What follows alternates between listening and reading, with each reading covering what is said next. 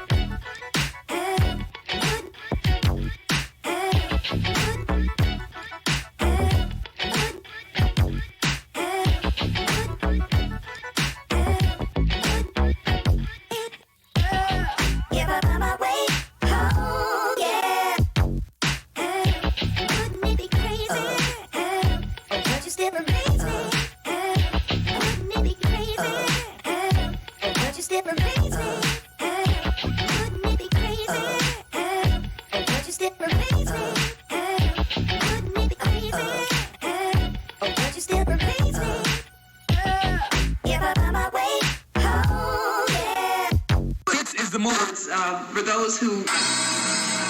What we do here is go back.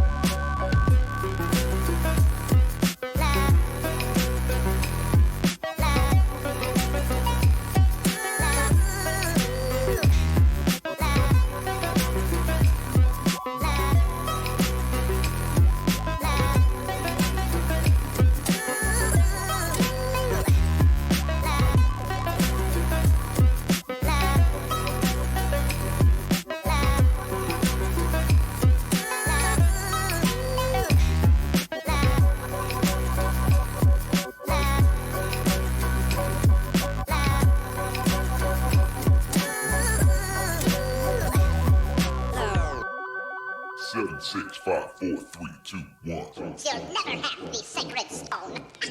Oh, this you crazy mother.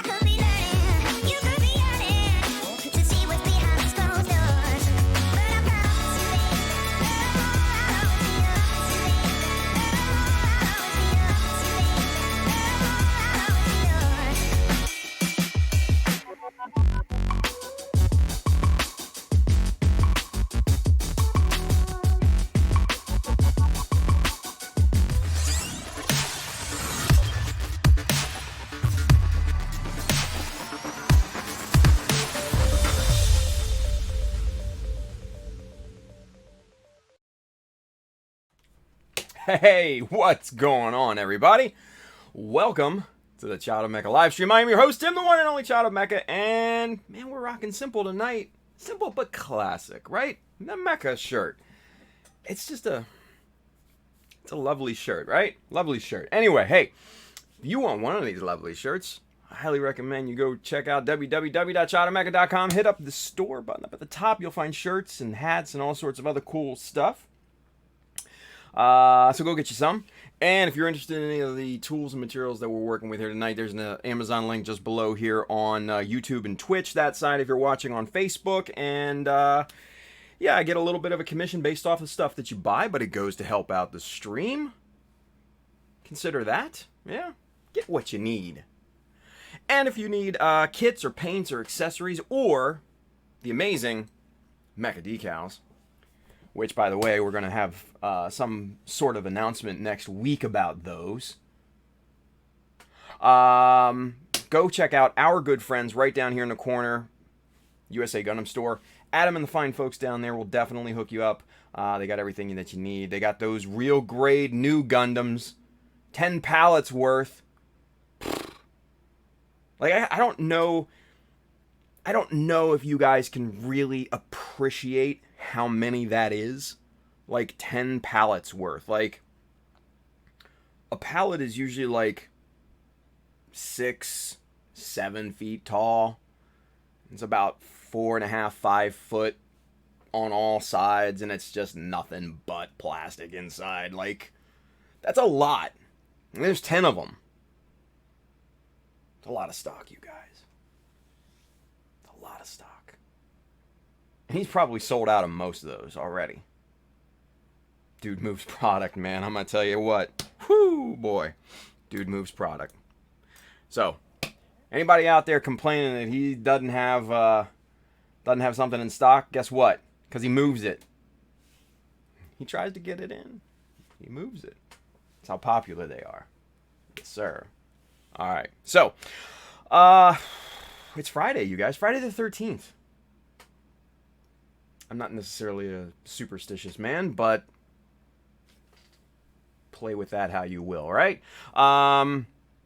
So let's see. What are we doing tonight? I don't know. We're gonna be working, and I got some stuff done over kind of the few days that we were apart, right? Let's see. So shit. Why don't we just jump into it? Yeah, let's just jump into it. Like camera 2. Boom. Here we go. Whoa. Camera 2 stuttered on us. Okay, no problem. All right, so this is kind of what I've been working on here since we were last together, you and I. The little fuel tanks here, right? And this part here we've looked at previously, right? We got that little box deal on there, outline scribed, looking really good. Got that little pin detail in there, but the new part is the detailing on the bottom here, right? Let's kind of get that in view. Let's see if we can't get the highlights to show you the panel lines and stuff like that. A little tough. Let's go super zoom. I think it might be easier to see at that point. So let's pull that up here right quick, and let's get our nice little box going. Come on, box. There's the box. All right, 5x, and come on. There we go. All right, so let's separate this real quick from the rest of the tank here, and let's just kind of go down the thing, and you know we've just got a nice little scribing plethora of stuff going on, right? So just a nice little variety, if you will, of scribing techniques and looks and aesthetics, yeah? So let's go through this here right quick, shall we? All right, so what I did first was put in this nice big old box scribe around that's kind of the perimeter and everything like that. And then I brought these two verticals down from that, and that obviously matches the opening there where this hinge is for this little fin deal here, right? And then on the inside of that, I scribed another kind of just a simple box.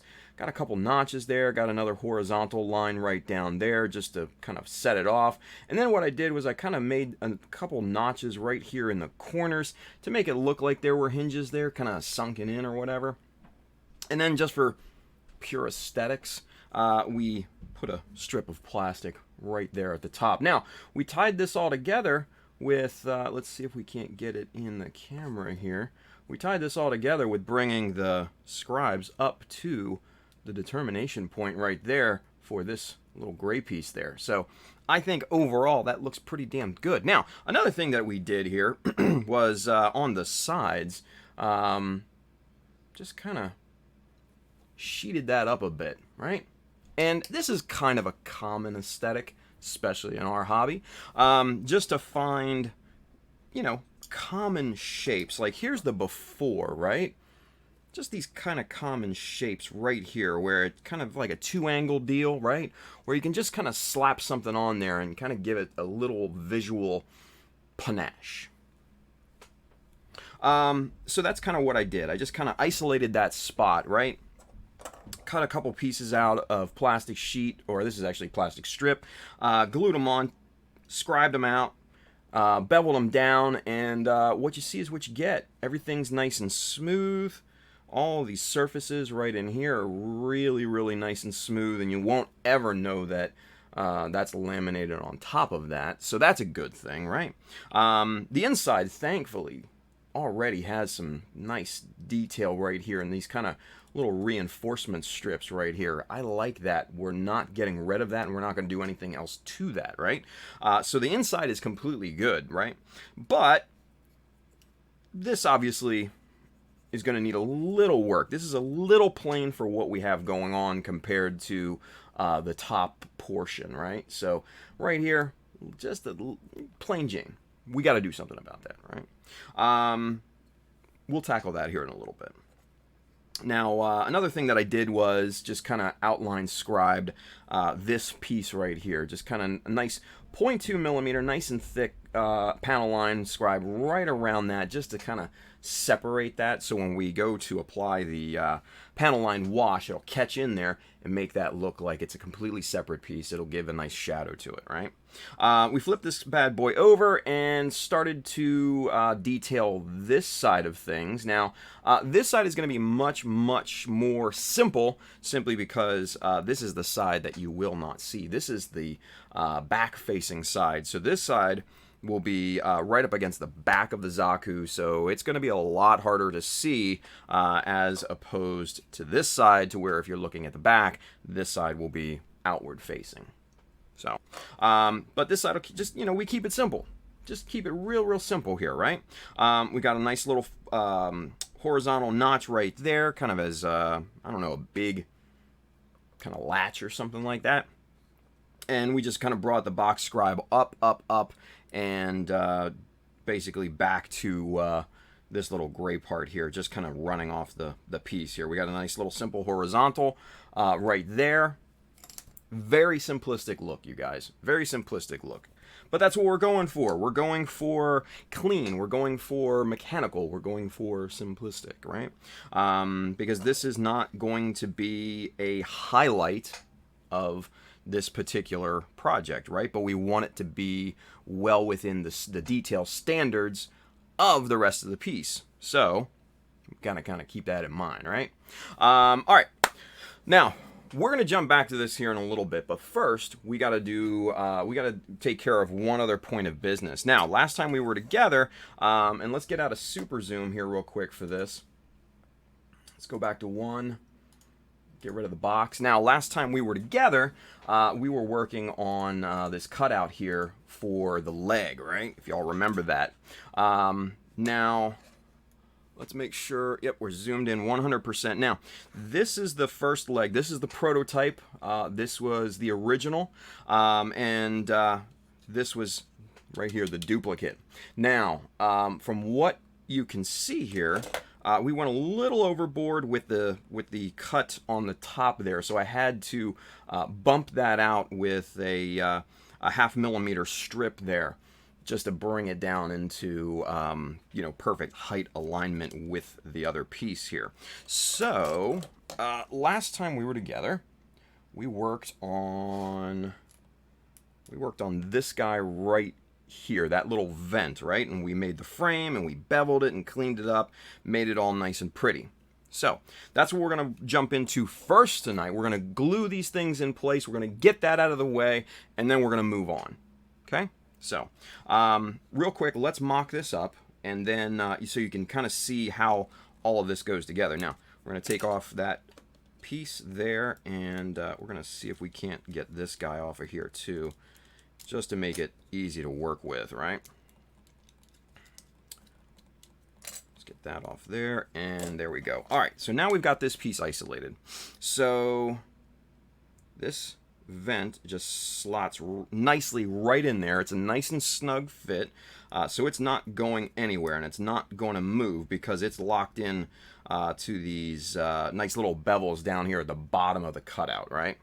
And then what we've got, where are my tweezers? Here we are. What we've got here are 0.5 millimeter strips cut at somewhat of a aesthetic angle, yeah? And we are going to just drop those in on either side, just like that. And just like that.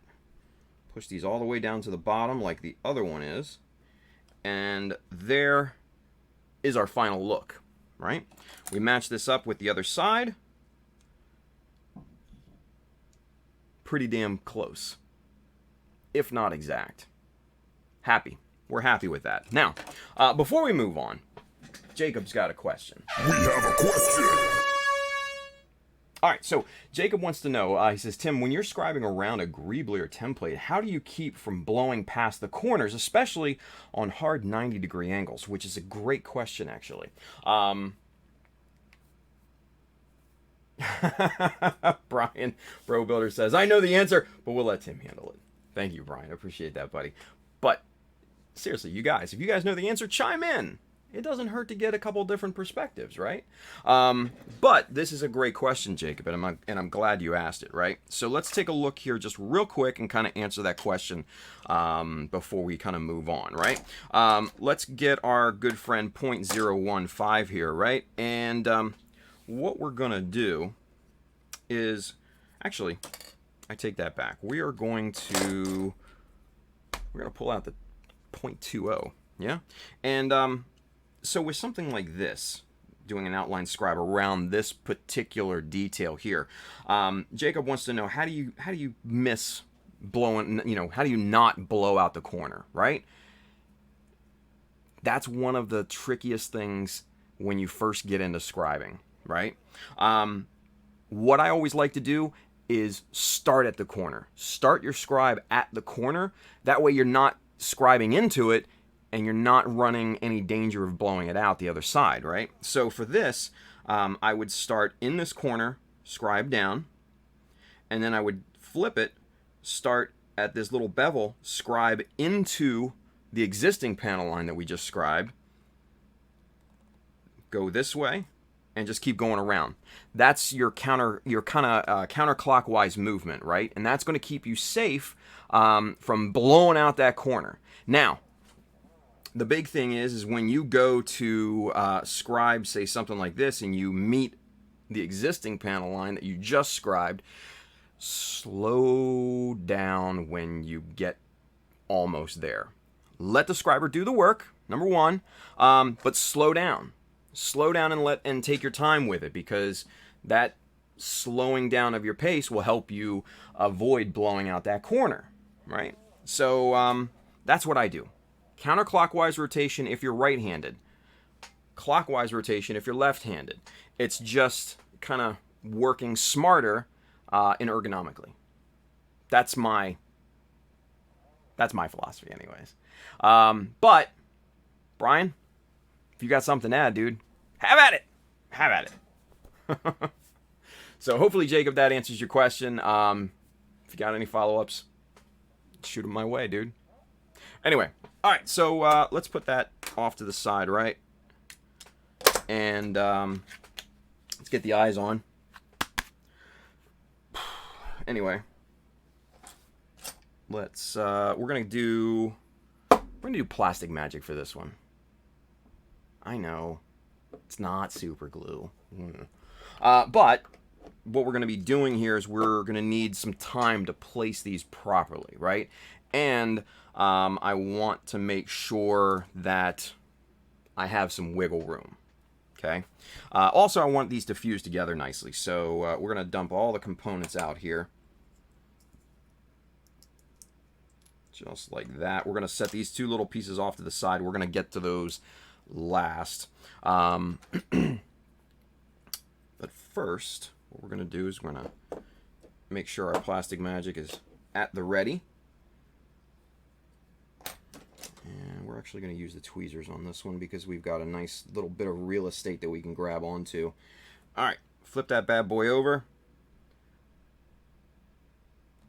Get a nice little light coat of the plastic magic on there. Let that start to activate the plastic. That's going to start the solvency.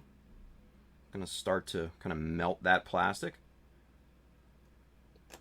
And then we're going to come back with a nice big old honking wet coat of plastic magic there, and then we're going to set this puppy in place.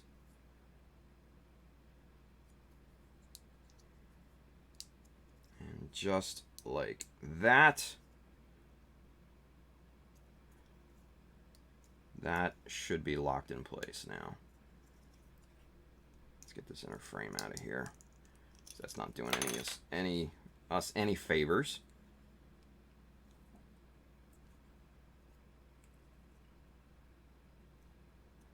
Okay.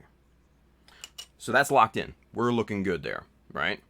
Now, we have to place these two other strips. So let's get to work on those here.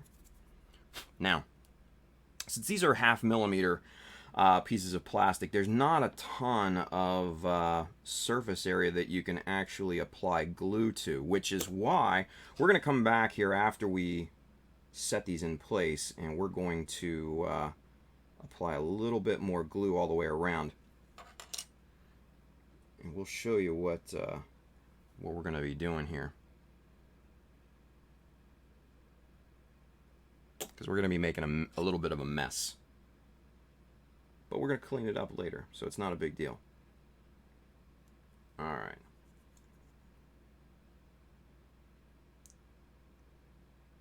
Now, chances are this stuff cures so quickly, and this is such a small amount of surface area, chances are it's going to dry before you even set the piece. And that's not a big deal, because what we want is we want that glue that we got on there to start activating the plastic, starting to dissolve it, starting to melt it, so we can then apply a little bit more to really do the job of binding it all together, right? So now that we've got all the pieces in place, we've got them glued down, everything's looking good, we're going to come back with a little bit more plastic magic, and we're just going to basically drop this in here right along the seams, kind of like what you would normally do with panel lining fluid, right? The closeness, the proximity of those pieces is going to act as a capillary action. It's going to suck that glue down into the gaps, and then that's just going to fuse everything together, and it's going to be hunky-dory, and it's going to be just a party of a plastic party, if you will. So there we go. So this side is good here. So let's get this side.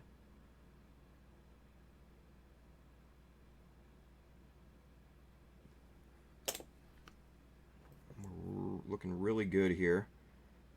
Now, if you get a little glue squeeze out, that's not a big deal. That's actually a good thing, because we can come back and we can clean that up. So any glue squeeze out that happens, like sometimes you'll see like little globs of plastic squeeze out and it cures and stuff like that. That's not a big deal. That's actually a good thing, because you can go back with your hobby knife, trim that sucker off, make it nice and clean, and no one would ever know that it's there. So don't worry about squeeze out. It's not a big deal. Not a big deal. Squeeze out means that there's a plenty of glue between the two parts. You're good. You're completely good at that point. All right. So let's get that little sucker off of there. So what I like to do now is just kind of do just a little around the actual vent. Nothing crazy.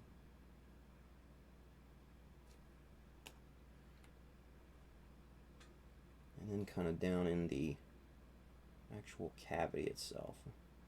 We're just getting it right on the sides of the actual vent and everything. And it should look pretty good. It should flow very nicely. So that's all we got to do. That's everything. That's all. We're done.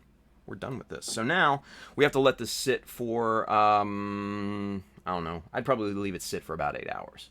So we're going to set this sucker off to the side. That's going to cure, dry, whatever you want to call it, right? And we're going to move on. So real quick before we get back into the little thruster deals and everything, I want to show you one other thing that I took care of this weekend, or this week. On the side of this thing here, you know, you guys, we've shown this to you here on Monday, but I added a little something here. Added a couple notches up here and down here, and then added this little guy right there, just to kind of give it a little bit more of a mechanical look. You know, this is simply aesthetics, you guys. This is not really thinking mechanically at this point. This is simply aesthetics. Now, the way that we got this, and if you look at the other piece, the placement of these little circular details is perfectly symmetrical on both sides, right? Boom, just like that. 100% symmetrical in all things. Right? Not bad. Not bad. Now, how did we properly place those, right? Well, I'm glad you asked. Remember this little guy right here, this little scribing jig that we use to mark the outside of the panels and everything? Well, I went ahead and used that and placed a little hole there, right? And yes, Handren said, yeah, we use the spin blade as well. But you have to get the pilot hole first. That's the important thing, right? And the pilot hole has to be the same on both sides. Same measurements, everything, right? So what we did is we drilled a pilot hole right in there. Came out 3 millimeters, came up 3 millimeters, and that was basically your rough location, right? So lined this up with the panel line scribe, drilled in, got my pilot hole, flipped it around, did the same thing, got my pilot hole, bada boom, bada bing, used the little spinny blade thing to get the flat hole in there, and then we glued in a little Kotobukiya round part in there. Really simple. Now, one thing that I would highly suggest if you're going to duplicate something like this, these particular pieces right here, these little gray parts, are 2 millimeters in diameter, right? I actually used a 2.2 millimeter little spinny blade chisel thingy. Simply because I wanted a 0.1 millimeter gap all the way around, just to give it some breathing space, right? And to be able to set that in at a much easier way than just kind of having to hammer the damn thing into a 2 millimeter, a 2 millimeter hole, right? Not the greatest thing in the world. It's like trying to shove 10 pounds of shit in a 5-pound bag. It's just not going to work, you guys. So we give it a little bit of breathing room. Just a bit, just a hint, just a little bit, right? And then that placed very easily. Put a little drop of plastic magic on there, center that, good to go, right? The pilot hole doesn't even come through both sides, right? It made a little indention on both, but it didn't even drill all the way through. So, really easy, right? Really easy. So there we go. All right, so Superset 5, he's over there on Twitch. He has a question. We have a question. He wants to know, is it better to wash parts on the runner, or is it better to wash parts after taking them off the runners? I wholly suggest after. And Sorvan chimed in. Sorvan, what up, buddy? He's over there on Twitch. He's holding it down for us, the modding duties and all. He's great. He says after. You handle them and sand them after they're off the runner, and that's what you're needing to wash off. Yeah, exactly. 100%. I totally agree with Sorovan. But to take it even a little bit further, even if you're just straight building, right? Just straight building stuff. You're not doing any modifications. You're not doing anything like that. You have oils that come off on your fingers, right? It's body oil. It's just natural. Everyone has that. Wash that shit off too, right? Because that can inhibit your primer from sticking to your part. So just one step further, and then once you wash them, make sure you use gloves. Get that primer on there, the whole 9 yards. Yeah? All right. Let's see. So hopefully that answers your question, Superset. And thank you for your help, Sorovan. As always, buddy. Hey, Doff Robo's over there. What's up, Shane? And so is George. Georgie, what's going on, buddy? Let's see. Julius, Mr. Julius Dembski Sarge is over there on YouTube. He says, Tim, I bought my scribing workshop tickets for New Type BuildCon. Nice. I like it. Let's see. Shane says, oh, that plastic magic looks great, Tim. Dude, plastic magic is the best. I don't even care, man. It's so good.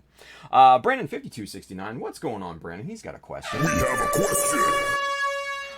When you are painting a kit, when do you apply water slides? Can you walk us through that process real quick, just in order of operations? Yes, really quickly, and it's very, very simple. And actually, right down below, right now, the little workflow. And yeah, so Armida just chimed in, and the workflow covers it. But let's just cover it real quick here. So let's go camera one for that. So you get all your prep work done, you get it in a primer, you get your paint done and everything like that, right? All your paint work, your base paint layers, everything like that is completely done. Apply a nice gloss coat. And it should be glossy, right? Now don't be afraid if that's not the final finish that you want, because we can cover that up, right? But the gloss coat is going to help with the decal adhesion, and it's also going to help to prevent what's called silvering, and that's little air pockets being trapped underneath of the decals as they dry and kind of cure, if you will. So lay that gloss coat down, lay your decals down, and then you get a nice kind of top coat over that, or you can do panel lines. It depends on what direction that you want to go after that point.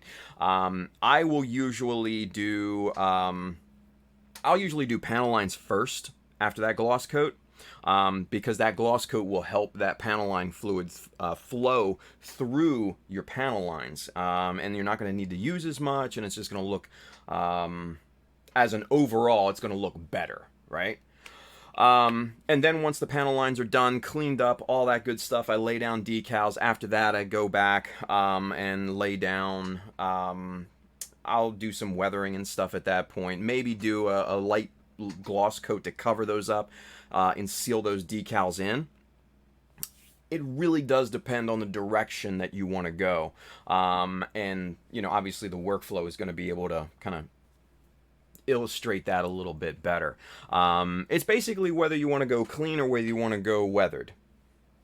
There's different directions that you can take off that point, right? So, but yeah, paint, gloss coat, panel lines, decals, and then make a decision. So, Brandon, hopefully that helps, buddy. Hopefully that helps. Excuse me. Let's see. Hey, there's Phil. What's going on, Philly? Ranger Chris 61. Why not do both? Do an initial wash and then do a final wash, doubly so if you're working with resin. It's just a waste of doing it in the beginning. It's a waste of time. I mean, there's not a ton of reasons I can think of to actually do it in the beginning, even with resin, right? Yeah, it seems like a waste. I mean, at least to me. I'm not going to tell you not to, but at the same time, I'm not really going to suggest it either. So, But if it works for you, then by all means do it. By all means do it, Ranger Chris. Absolutely, 100%. Let's see. Daft Robo, cleanliness is key. You're damn right. Abso-freaking-lutely. 100%. 100%. Ranger Chris has an oddball question. Okay. We have a question. Was working on a part, filling a hole that I had made accidentally on the wrong part, and had just finished washing the part following a wet sand session. I feel like there's a part 2 to that. Put it out in the sun to dry in hopes of painting the same day, and came back to find it basically melted and the part was... Yes, I saw that on Facebook. I didn't know that was you. I saw that on Facebook and I was just like, what the fuck happened with that? Number one, don't set it out in the sun. That would be basically rule number 1. Don't set it out in the sun. Why it melted and burned? I got no clue. I got zero clue. That's just, it's weird. Because unless the sun was really, really focused on that part, like with a magnifying glass or something like that, then it shouldn't have really done that. I don't know. I really don't know. But yeah, I wouldn't set it out in the sun. I would highly, highly suggest against that. Because obviously, you could risk warping on a part, and some other bad things could happen. If the paint is not 100% cured, or if there's still moisture underneath of that, underneath of those layers, the sun could heat that up and it could expand and bubble. There's a lot of things that could happen. So don't set it out in the sun. Bad idea. Bad idea. I know you wanted to probably expedite. Is that a word? I don't know. Hurry up the process of curing and everything, but sometimes you just got to let them have their time, right? So, yeah, don't set it out in the sun, dude. Don't set it out in the sun. So, it's the best thing I can tell you. Best thing I can say. Anyway, excuse me. Let's see. Phil says those round bits in the panels look cool. Thank you, man. Appreciate that, buddy. Philly's always good for a compliment, isn't he, guys? Like, for real. Gunpla Miami Chris, he says, hey, Tim, have you put LEDs in a kit before, or do you not like them? They are highly, highly situational. I've never put LEDs in my kits before because, number one, I just don't know how to do it. There, I said it. If I did know how to do it, I probably would put LEDs in very, very rare instances. Very rare instances. If you remember, oh, damn it. I forget the gentleman's name. He won from Canada last year, and he placed 4th, and it was amazing. We had him on the show, and for some strange reason, I can't... Ryan Lau. Ryan's an amazing guy, too, by the way, you guys. So if you don't follow Ryan, please do. He's just super stupid talented. But what he did last year was he had a Kshatriya kind of flying across, I guess, maybe like a colony surface or something like that on the outside, and he had some explosions going off, and he had LEDs in those explosions to make them light up and kind of glow to make them look like they're actual explosions, right? So in that particular scenario, I would put LEDs in. To light up eyes and to light up thrusters and everything like that, I'm like, I've not seen it done really well enough to make me want to do that. And then you've got to worry about wiring, and then you've got to worry about battery and power supply, and hey, do I have enough, battery life and whatever I'm plugging the thing into to last the amount of competition if I'm entering into a competition. Do I hardwire it? Do I battery mount it? What do I do? All those questions are just like, man, just build the goddamn thing and be happy with that. I get it. LEDs are cool. It just takes away from the realism. Freddie says, sounds like Tim's afraid of LEDs. I'm just as afraid of LEDs as you are plastic bags, Freddie. Anyway. Let's see. Ranger Chris has put it out in the sun to dry in the hopes of painting the same day and came back to find it basically melt and the part towel was burnt. Yeah, dude, that's a rough go, man. Like I said, I saw that on that post on Facebook and I was just like, whoa. Yeah. That's a tough break. I'm sorry you had to go through that, man. Brandon says, thank you. Perfect. On the right mindset. Dude, absolutely, man. Absolutely. Manny McDio's over there on YouTube. So is Julio1. Mr. Hulonius. Is Julio 2 with us? I thought I saw Julio 2. Mr. Clippin' Nubs. Trying to post up in the Team Awful Discord on me. Come on, man. I love you, but come on. Hey, what's up? Man, our boy Zach Blyce from Galactic Toys is on with us. What's going on, Zach? I haven't seen you in a while. J2 is Holonia. No, Freddy. No. J2 is Clippin' Nubs. J1 is Hulonius. Yes. We have made that. That is law because of Mechanism last time. So, yeah. Anyway. Zach, what's going on, buddy? Haven't seen you in a while. Haven't talked to you in a while. How you been? Good to see you hanging out with us. That's awesome. Hey, Gary Gumpa's over there. Wyrag. Still at work on a Friday night. Sorry, Gary. That sucks to be you, buddy. Jacob Cook's with us. Awesome. What's going on, Jacob? We answered your question before, so hey. Just saying hi again, I guess, right? Hey, Roosh. Mr. Bill. We have a question. Boom. Question. Been thinking about using a file and sharpening stone/grinder to turn some brass or aluminum pipes into hole cutters. Does this sound like a good idea or a total waste of time? No, that actually does sound like a good idea, Bill, because I've actually done that before, and you can get some pretty damn cool results out of it. I actually have a tutorial on my website, Bill. Go check it out.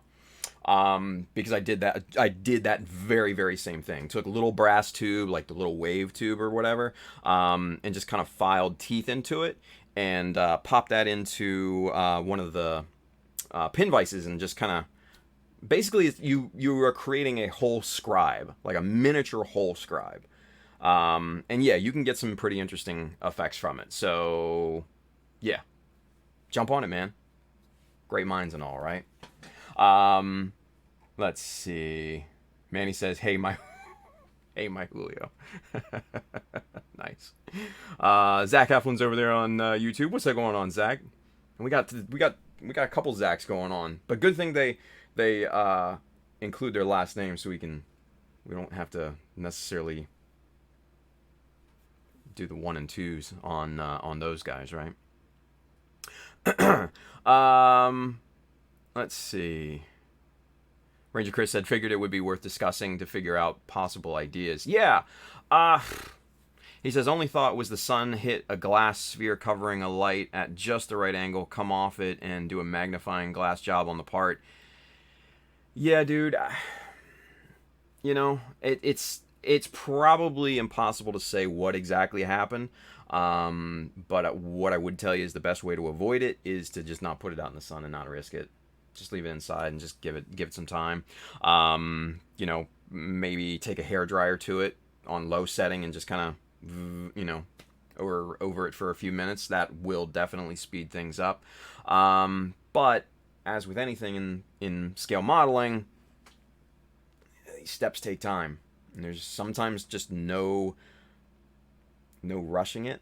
There's no avoiding being patient, even though I know we all want things to just happen quickly. sometimes you just can't get past that, man. So, one of those things. It's just one of those things. Live and learn, right? Lesson learned. Lesson learned. All right. So, hey, Benkyat Yap is over there on YouTube, and We have a question. boom! Bang has a question.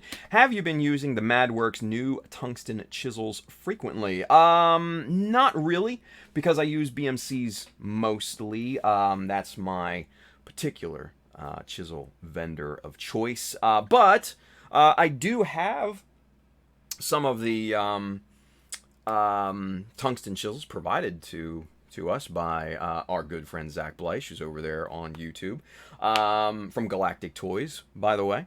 And he was nice enough to provide those to us. We did the chisel, the chisel showdown, maybe a month or two ago? And yeah, they provide all those chisels, all MadWorks chisels, all BMC chisels provide an amazing panel line scribe. So you can't really go wrong with any of them. So what it comes down to is price, ergonomics, and ease of use.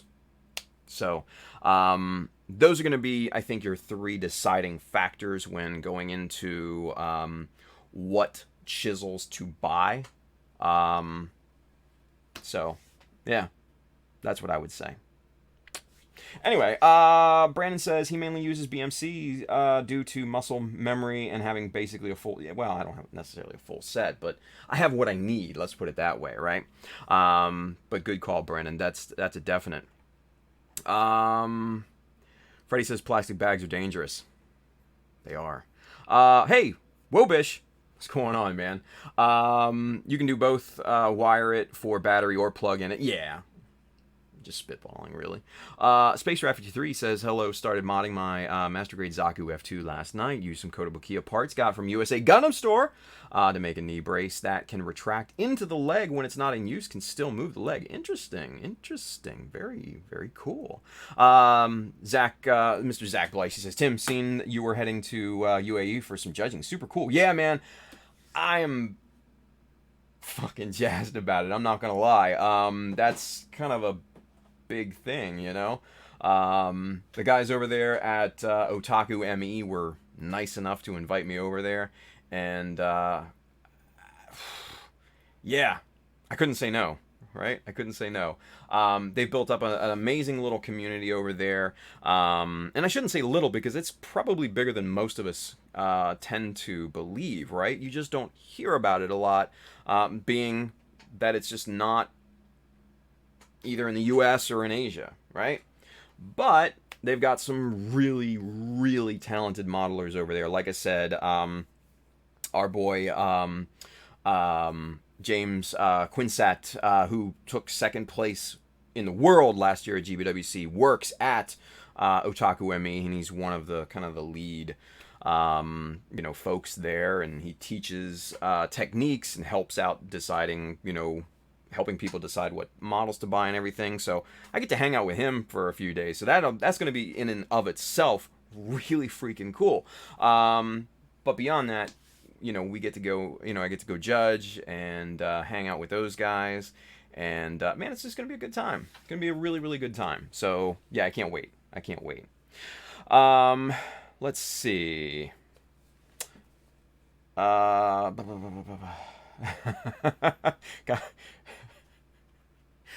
Miami, Chrissy says, I saw someone with a cart of White Claw. I thought Andrew was in Miami. Wow. Yes, our boy Andrew. We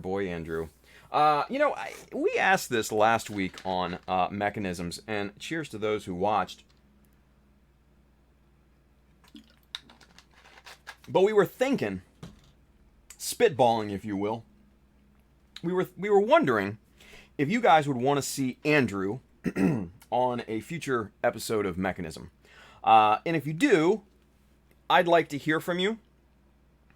So please proceed to comment in your respective chat windows. If you want to see Andrew on one of these things, let us know. If not, hey, let us know that too. Because I'm 50-50 as of right now. but I will give you what you want. If you want them on, we'll get them on for you. So, there you go. Our very own little A. Let's see here. Wobish says, I built a Wing Gundam for wife and powered it with a USB plug. Yeah, see, there you go. Julio says, Julio 1, by the way. Y'all heard it here. I'm J1 until SCGMC. Maybe even after, Julio. Maybe even after. Zach says, doing good, man. Been busy. We're opening a second store in Grand Rapids. What? That's awesome. Congratulations, man. You guys are going to have franchises. It's going to be great. So, you guys, if you're in Michigan, go visit both locations of Galactic Toys, right? Come on. Let's see. Freddie says, better change your Discord name, Julio. Yeah, right.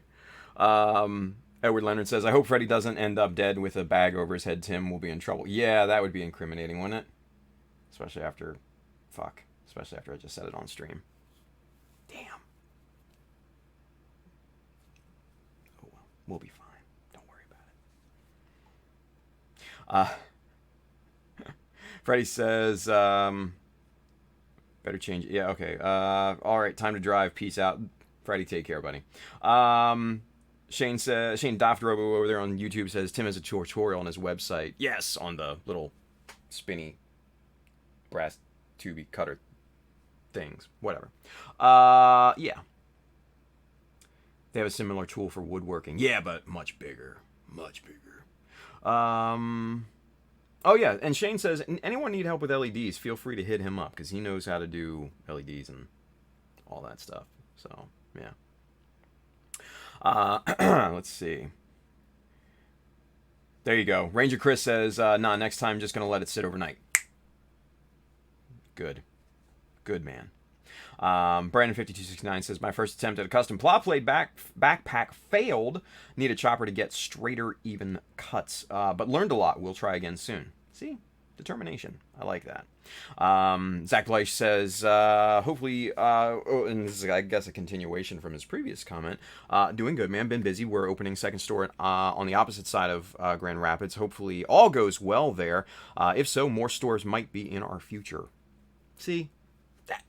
That right there, you guys, is such a good thing, really, for all of us, right? Because in the States here, especially, hobby stores have been closing down. But to see, and mind you, let's make a distinction here. Galactic Toys is not necessarily your true hobby store, even though it does cater to hobbyists.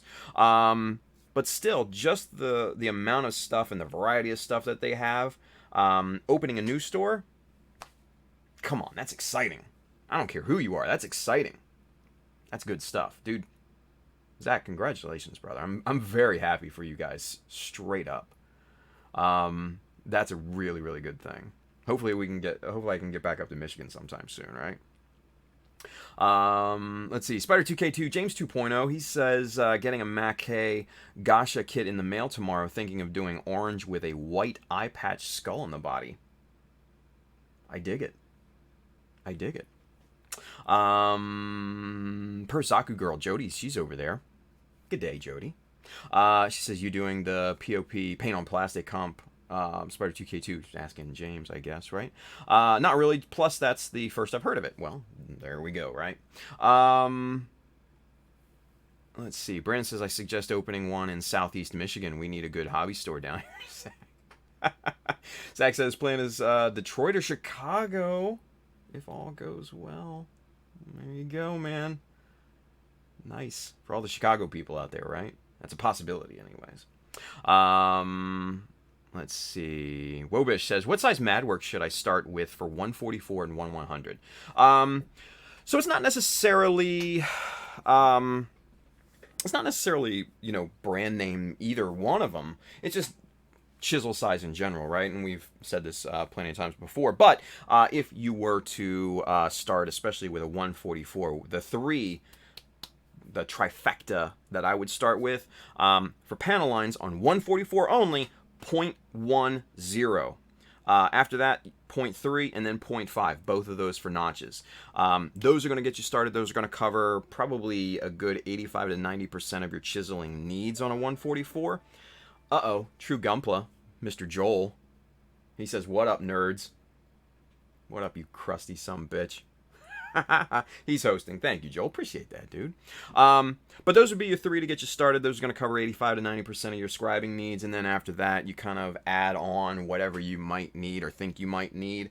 So that's kind of my philosophy on things. Now, if you're building a 1/100, change that slightly. For panel lines 0.15, 0.3, and yes, this is going to become a bit of a surprise, but I've changed my philosophy on things here. Instead of a 0.5, a 0.6. I know. Stop. I know. Your heads are exploding. Just let me explain. The reason why I've kind of changed philosophies from a 0.5 to a 0.6 is this. 0.15 doubled is a 0.3. 0.3 doubled is a 0.6. All of that just looks really nice.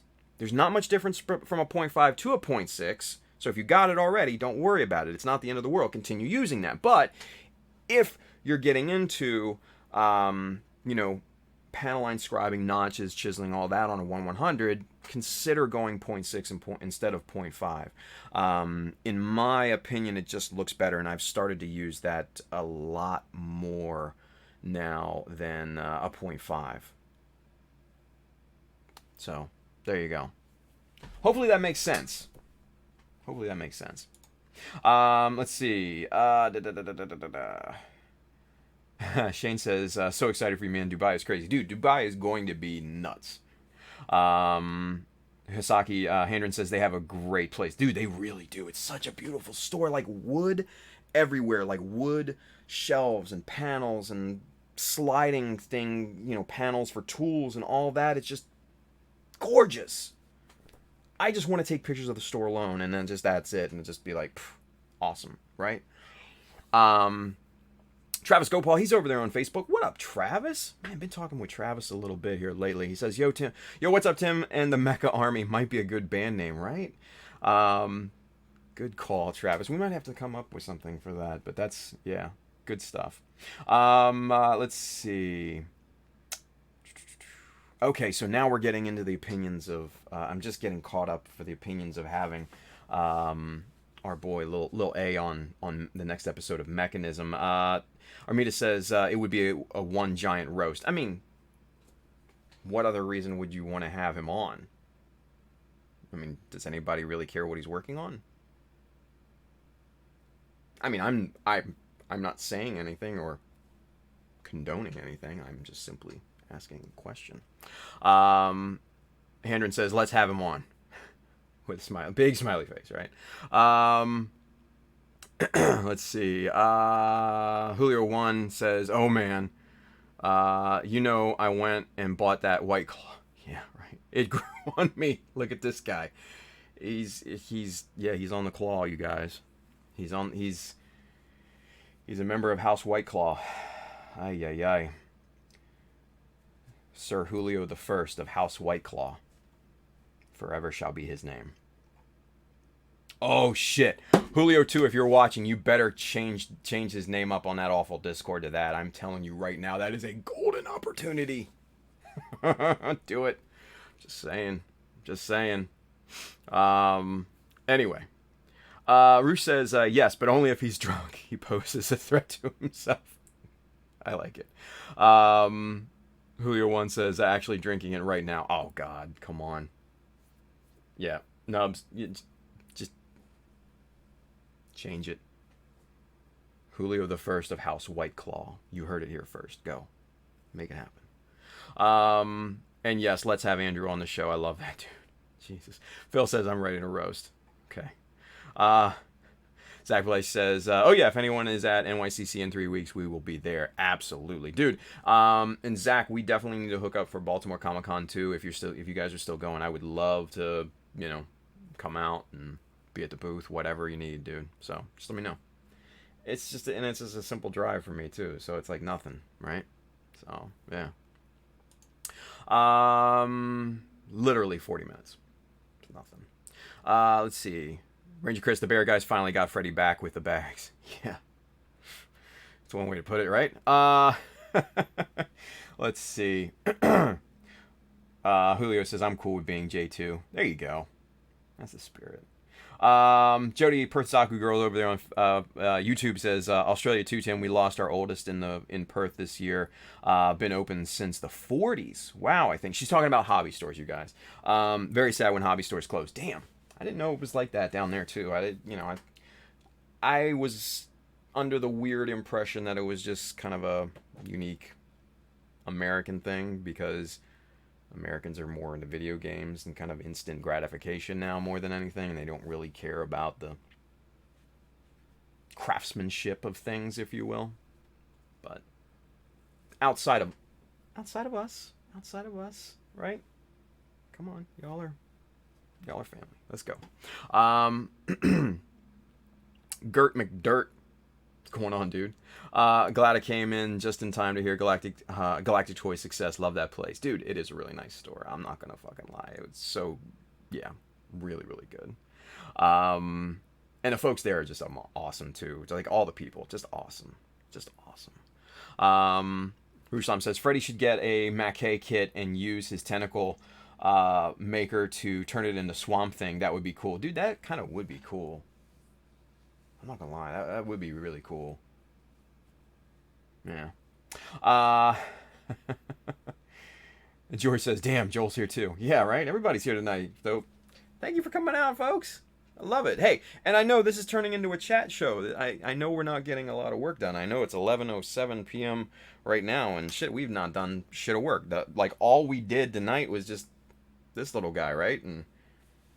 But I'm okay with that, because sometimes I just like talking to you guys, right? It's fun. Shooting the shit, answering questions, right? It's good times. It's Friday. We're chilling, right?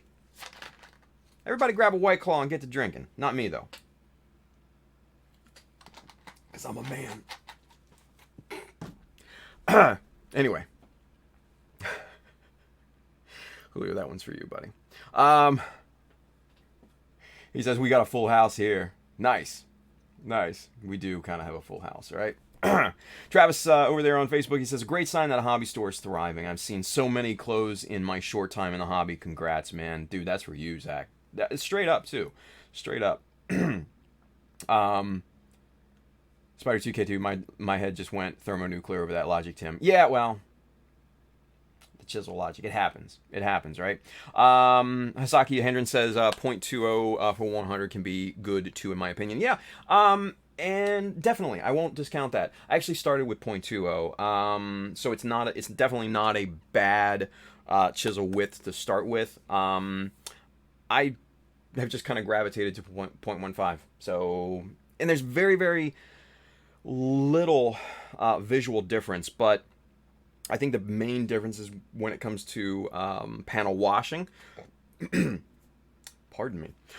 It does become a little bit more apparent, so that's kind of why I switched to the smaller sizes. Plus, we're always, again, talking about chasing that illusion of scale. So the smaller those panel lines are, I think the better that scale looks. But yeah, 0.20 is good too, because I used it on a couple other pieces and it's perfectly fine. So yeah, Hendren's in the right direction, definitely. Edward Leonard says, boom! 10.6. Yeah, well. Jacob says, my goodness, you think you know someone. 0.6. Yeah, well, shit happens, right? What are you going to do? Lil A, yes, Brandon 569, as long as he brings the White Claw. That seems to be the overarching theme here tonight, you guys. The White Claw, right? Oh, God, are we all House White Claw? I hope not. Julio, Mr. Julio 2. Julio Ponte clipping nubs for those of you unaware. He says, I'm down to roast. Me too. Heat Hawk Noob working on installing metal thrusters. Got a 3-day weekend from my dispatcher. Gonna paint tomorrow and Sunday. Dude, congratulations, buddy. Must be nice to have a 3-day weekend. Armida says, when the bear guys go after Freddy, they're the bag guys. That's accurate. That's accurate, I think. Zach Pleisch says, yes, sir, I will message you when we get back from NYCC. I should be back on October 7th. Baltimore starts on October 18th. Excellent. Awesome, dude. Thank you, brother.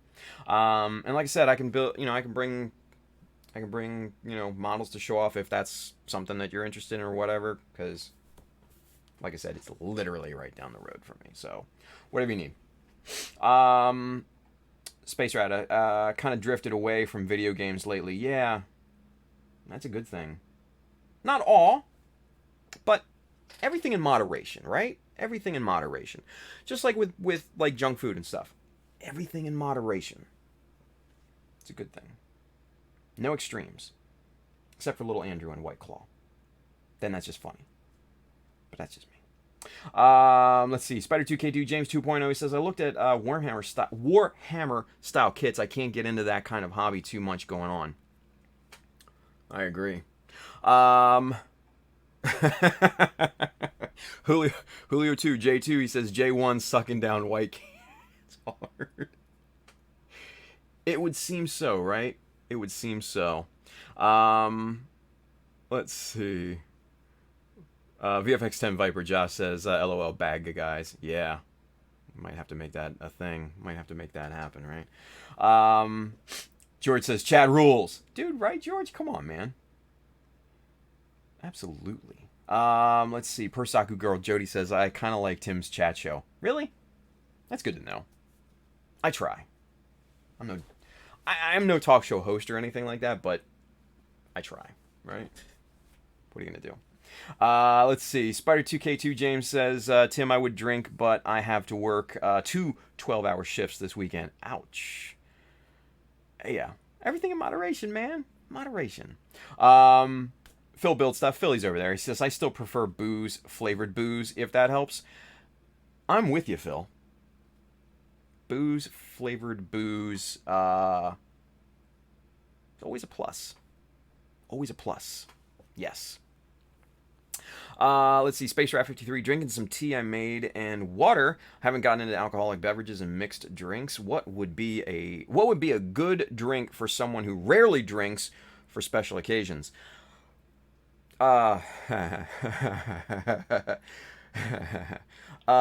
Space Rat, welcome to the dark side. Dude, God, where do I even begin? You know what? I'm gonna defer to the chat on that one, because I know there's several overly qualified people in the chat that could better help you with answering that than me, and I think they know. Who I'm talking about. Anyway,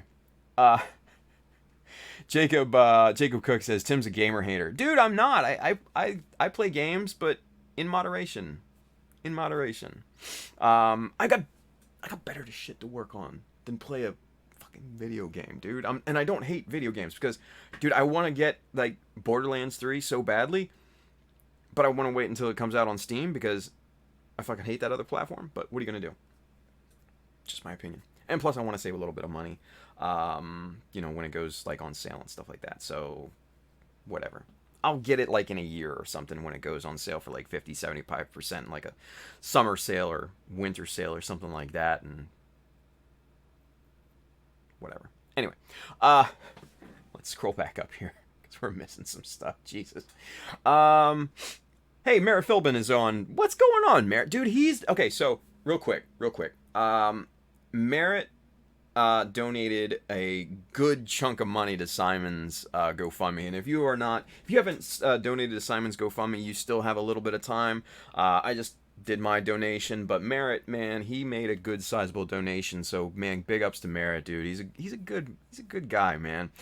He's also, if you don't follow him on like Instagram and Facebook and stuff and YouTube, he's painting his Gundam version logic finally, his Sazabi version logic, and it's coming out really good, Merritt. Like I'm excited to see it. I can't wait because like it really is kind of one of the last holdovers from the Gundam version logic, kind of the first wave of it, and it's one of the ones that I kind of really wanted to see, so I'm excited about it. So yeah, Get it done.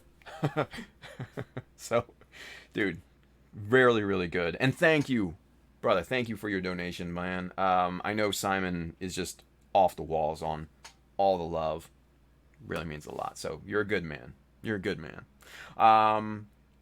Let's see. Mikkel's over there on YouTube. He says, "Yo, got that 1 through 3 blocks." If you guys have no idea what 1, 2, 3 block is, these are 1, 2, 3 blocks. These are 2 of them magnetized together with little magnets. These are just a little block of steel, just a machinist tool, but it's very, very useful. And we showed it on stream, Monday or something like that. So he just got his and he's all excited. So good on you, Mikkel. Good on you, buddy. Let's see. Superset 5 over there on Twitch. He's got a question. We have a question. I know that's like the first time I've pulled that, and like I don't know how many questions we've answered tonight. I know we haven't gotten that to everybody, so I apologize. But whatever. Hey, can anyone point me in the right direction on finding a hexagon pattern stencil for airbrush painting with hexagons being no bigger than 1 millimeter? Whew. That's a tall order. That's a tall order. Especially the 1 millimeter part. Because that's very, very small. You might want to look on Taobao, but dude, I don't know if you're gonna find it. I'll be honest with you. And if you do, I'd be incredibly shocked and surprised. So, yeah, I say Taobao. Yeah, I say Taobao. But that's just my first thought. So, all right. So now we're getting into the part of the chat where we are starting to see drink recommendations for our boy.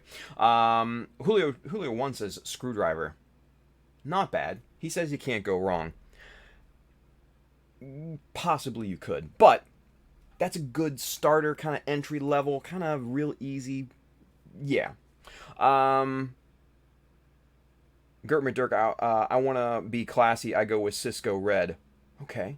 Merritt Philbin, Rum and Coke. Again, easy, entry level. I like where your head's at.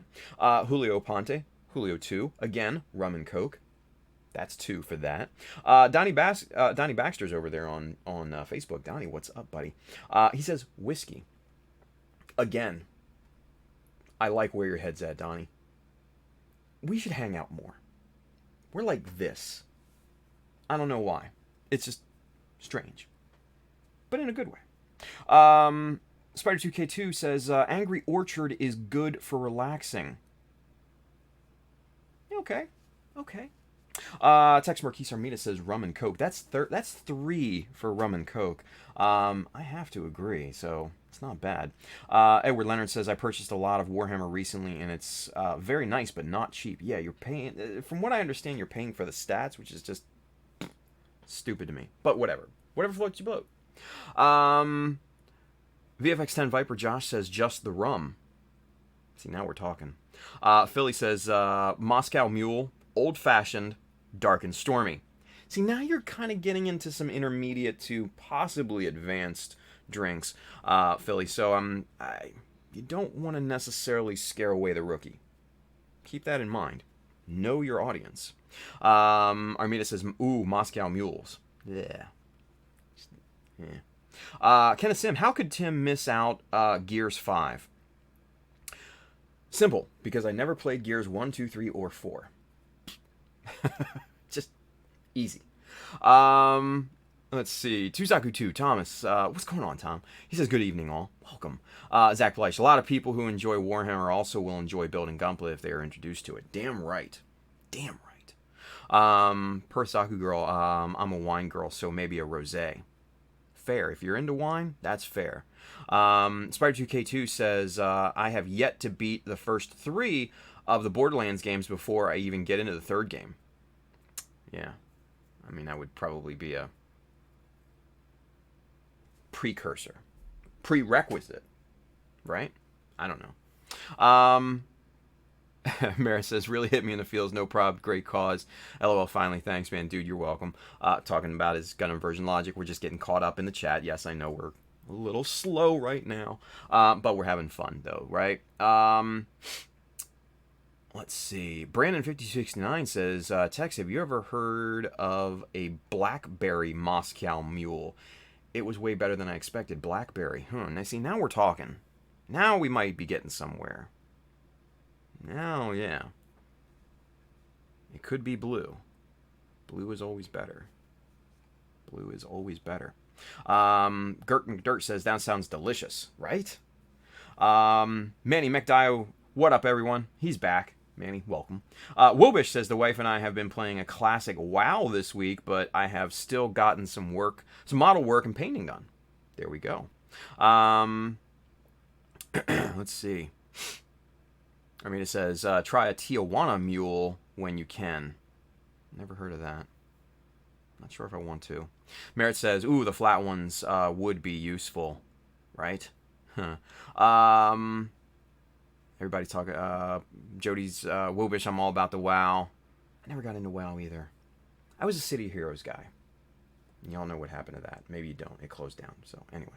But it's back, and I still don't play it, so go figure, right? Let's see. Brennan says, I'll stick to my whiskey straight up. The mule was a random night try a drink. Nice. Just poured myself some Traverse City cherry whiskey. Ugh. I'm not a cherry guy either, so that's kind of out. Hendren says, hey, Merritt, seeing your works. Great stuff, man. Keep it up. I agree. Manny McDio says, you may as well use fishnet stockings. Oh, for the hexagonal template. Yeah, that's actually not a bad idea. If you can kind of get a tight enough weave, that's... Shit, I didn't even think about that. That's not bad. You may be onto something there, Manny. So, superset, yeah, maybe like a stocking or something like that. Or fabric of, like a mesh fabric or something. Could be an option. Could be. Let's see. Tuzaku2, Tom says, Spray Gunner will be selling a new line of custom stencils that may fight which may be what you're looking for. Okay, I can read.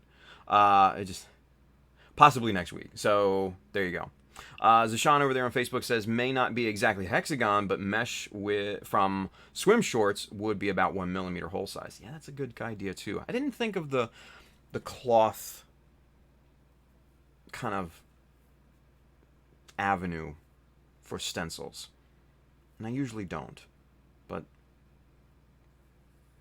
be as that may, you know. Let's see. Brandon says, look into fishing lure stencils. I used to have a hexagon stencil for when I painted lures. Interesting. I didn't even know that was a thing. So, Superset, there's something. There's good ideas, you guys. Straight up good ideas. Zashawn says French martini. Come on, Z. You hold your pinky out and everything, too? The most interesting man in the world. Sean says, whiskey gonna kill him. Yeah, well, whiskey gonna kill us all, right? Mikkel says, there was this modeler who sold vinyl hex from 1 millimeter to 2.5 millimeter. Interesting. His name is Steezy. You know my Steez. And for those of you that don't understand that reference, look up Gangstar, which is a very popular hip-hop group from the mid-90s. Very classic song, You Know My Steez. One of my favorites from back in the day, I might add. So, there's your musical recommendation for the night. Have at it. Chris Pab says, just give me an old-fashioned. Travis over there on Facebook, he says, whiskey meat. Whiskey meat or mead? Oh, no. Anyway, but whiskey sour for newbies, Captain and Coke is good too. That's fair. Julie Stamsky, wine coolers. Holy shit. I love you, Sarge. That's great. Spider 2K2. Okay, I have a question. Can we get back to the Zaku already? No, man, we're having fun. Shut up. Let's see. Per Zaku girl, Goon of Fortune. Haha. I don't know what that is, Jody. I'm sorry. Manny says, Old E. Oh, Jesus. Now you're trying to kill somebody. Zashan, or a Midori Sour if he is a pure beginner. Interesting. Wobish says, I'm old school. MGD. Fair. Rushlime Bill says, Shinerbach or Blue Kamikaze. See that? Okay, right there. Bill's, for those of you that don't know, I think Bill was pandering a little bit because he knows that I like blue drinks. I don't know why. It's just my thing. But still, I like it. Hisaki Hanron says Death Stranding is the shit. It looks interesting, but I'm never going to get around to play it, so what are you going to do? Armida says, was about to make a blue drink joke, beat me to it. Yeah, well. I mean, come on, it's an easy thing to do. Let's see. Julio 2, Clip of Nubs. Yo, starter drinks were 40s of Colt 45 in the park. Holy shit. With the bag around it and everything, Julio, come on now. Yeah. Jesus. Space Rat 53. Blue is my color. What about a starter blue drink? Ooh. Dude, Blue Hawaiian. Just ask for it at a bar. Blue Hawaiian. Done. But just realize that it comes in one of the little foo-foo drinks. Probably an orange slice and a fucking dumbass umbrella. But it's still totally worth it. I'm going to tell you that right now. You can get tore up on Blue Hawaiians. I'm not going to lie. Especially if they make it stiff. So, yeah, there's that. Ricky Paul Carson, 18-year-old Tullamore Dew Irish whiskey, straight up, just like Patron shots. See, now we got him. Now we're talking.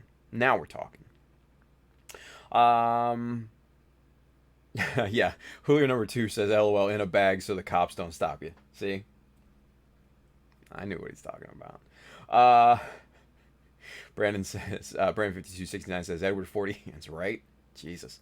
Gert McDirk says, White Russians were my go-to for years after Big Lebowski. That's probably a decent entry level. Fair. Edward Leonard says, Jim Beam. Yeah, 100%. Right there. Just, shots of Jim Beam. Done. Let's see here. Chris Pab says, what size hex are we needing? I can custom cut. Chris, 1mm, dude. I don't know if you can cut that small. But if you can, hey, more power to you. Using a vinyl cutter and masking tape. Yeah. 1mm might be a little bit too small. That's all I'm saying. Let's see.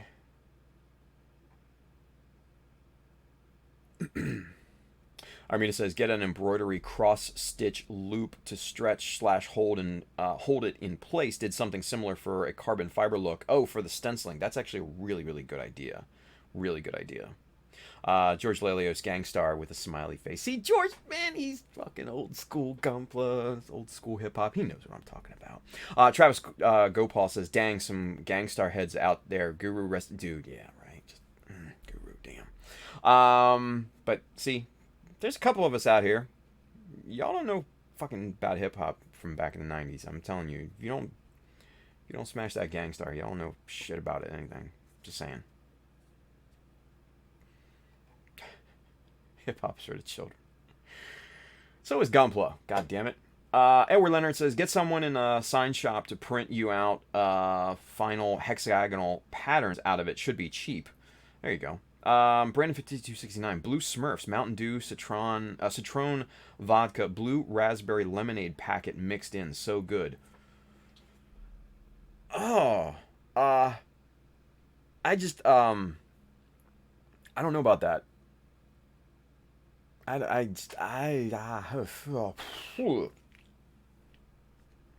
mean, I'd be open to try it. I'm not gonna lie, I'd be open to try it.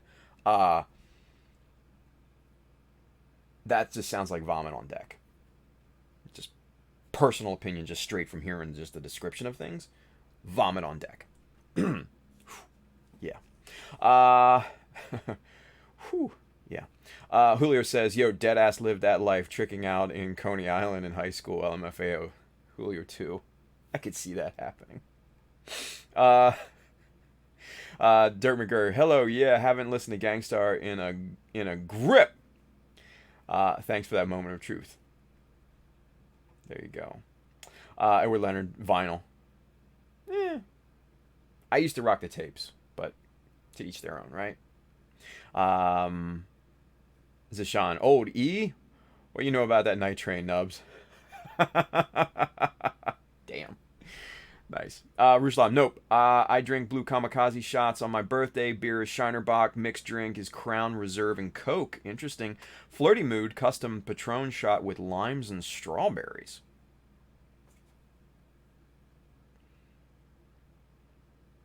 The more I read, the more comments I see from Bill, I have to admit, the more I want to hang out with this man. He seems cultured. Yeah. I think that would be fun. I'm just saying. Definitely some very interesting answers and quotes and things. Yeah. I like it. I like where your head's at, Bill. Brandon 5269 ODB. Rest in peace. Let's see. Manny McDowell, Bombay Sapphire Gin and Sprite. Interesting. An interesting combination. Julio 2 says, I'm all about that gin and juice nowadays. Oh, Jesus. All right, Snoop Dogg. Armina says, that sounded like Ghetto Jungle Juice. Oh, yeah, with the Kool-Aid packet from Brant. Yeah, that kind of did, right? It was weird. I don't know. I'm not going to knock it until I try it, but I'm just saying it's just... Yeah. Anyway.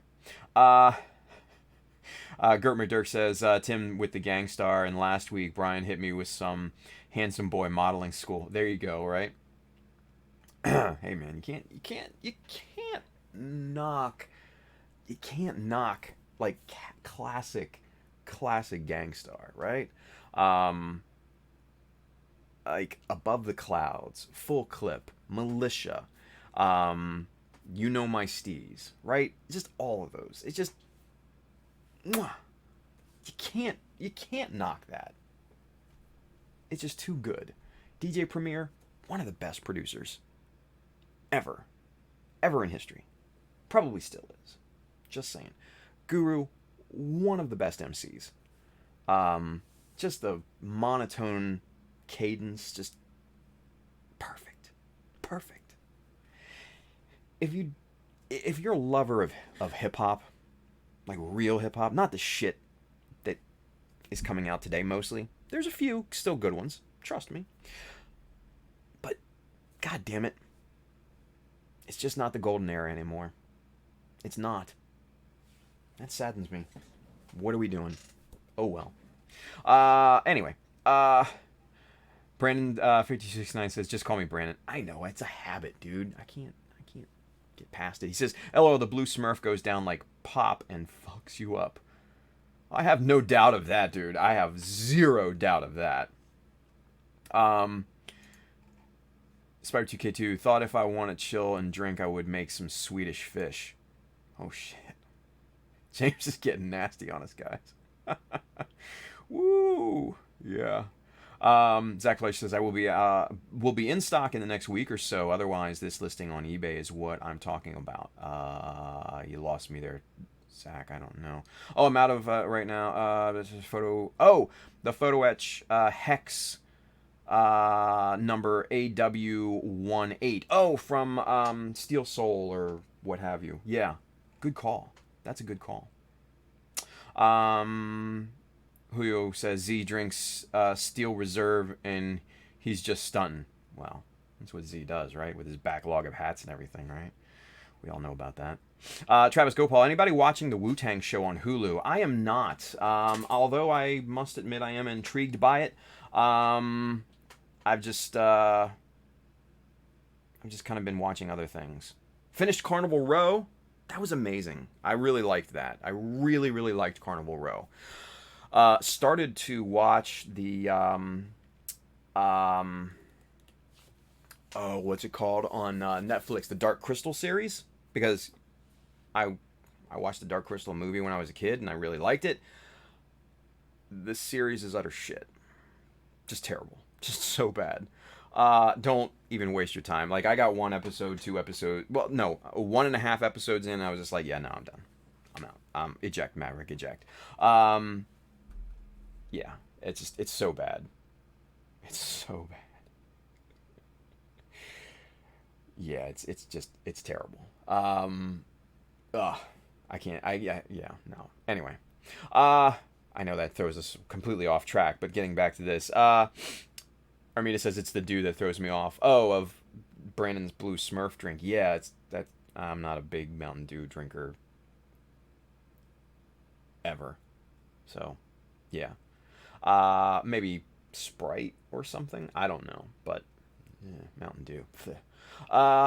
Edward Leonard, Gin and Juice, great song. Yes, I agree.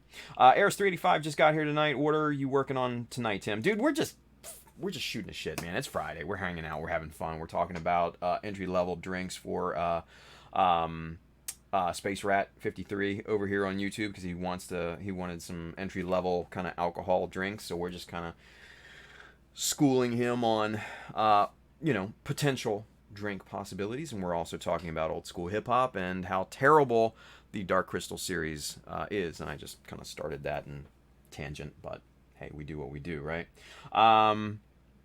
Travis Gopal, can't forget about Above the Clouds. I was gonna say I had that on my mind, but he says Code of the Streets. See, Travis, yeah, we're right here, dude. I like that. Donnie Baxter says, "What's a gangstar?" Okay. Edward Leonard says, love old Snoop. Yeah.